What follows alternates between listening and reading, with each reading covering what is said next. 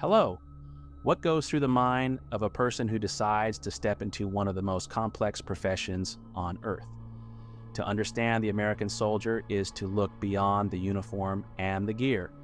It is to explore a unique psychological framework built on tradition, intense conditioning, and a specific set of values.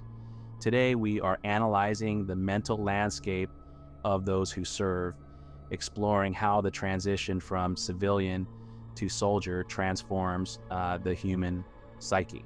The journey begins with the systematic deconstruction of the individual. In basic training, the goal isn't just physical fitness, it's a psychological recalibration known as resocialization.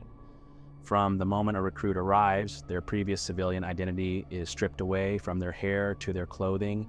The I is intentionally replaced by the we.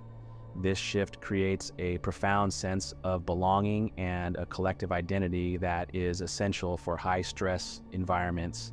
It's fascinating how the human brain can be rewired to prioritize the group over self-preservation in a matter of weeks.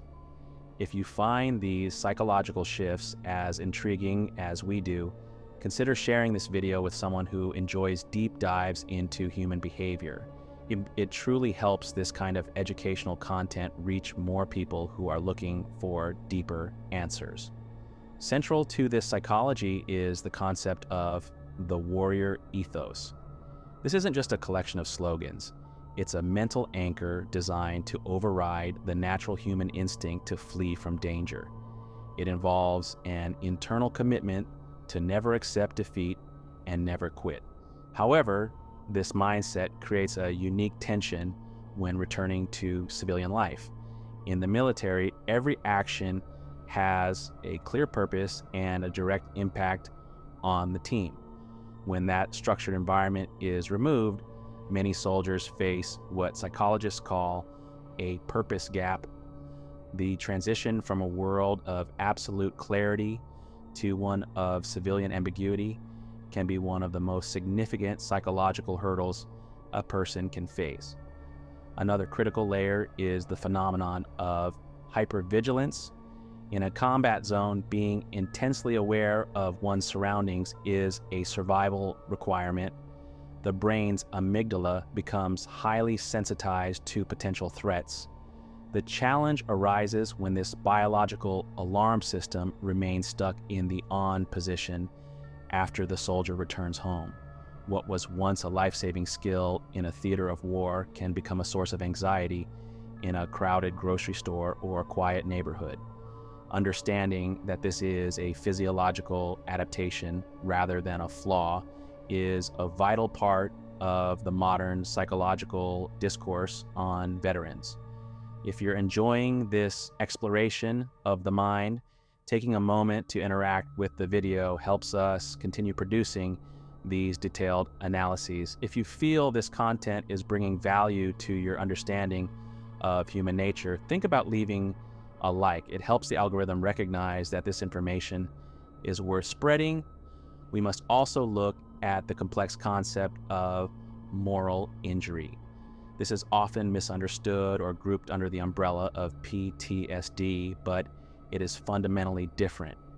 Moral injury occurs when an individual is involved in or witnesses actions that deeply transgress their personal moral compass or soul's code. It's not necessarily about fear, it's about the internal conflict of having to make impossible choices in impossible situations. It is a quiet internal struggle with guilt or shame that many carry long after the uniform is put away. This complexity is why the psychology of the soldier is not a monolithic experience. It is as varied and nuanced as the individuals themselves. And the bond formed between soldiers, often called unit cohesion, is perhaps the most powerful psychological force in the military. It's a level of trust that is rarely replicated in civilian life. In the heat of a mission, the motivation often shifts from abstract ideals like patriotism to the very concrete primal goal of protecting the person to your left and right.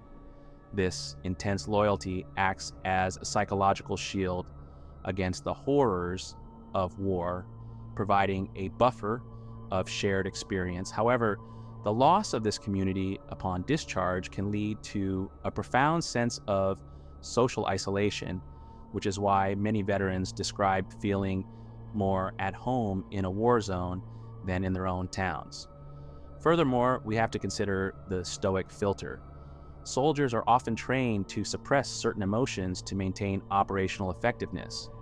While this emotional regulation is necessary for the mission, it can lead to emotional numbing over time. Learning how to re-engage with the full spectrum of human emotion, vulnerability, sadness, and even joy is a secondary mission that many soldiers undergo long after they leave the battlefield.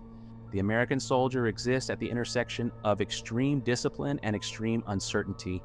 They are trained to be instruments of precision, yet they experience the full spectrum of human emotion under the most taxing conditions imaginable. By examining these layers, the training, the ethos, the hypervigilance, and the eventual return home, we gain a clearer picture of the human cost and the remarkable resilience inherent in military service. If this analysis has helped you see the person behind the rank a little more clearly, or if you've gained a new perspective on the mental journey of service members, please consider liking the video and subscribing to the channel. Your support allows us to keep diving into these complex topics with the depth they deserve. Thank you for your time and for seeking to understand the deeper, often unspoken stories of the human experience. Until next time.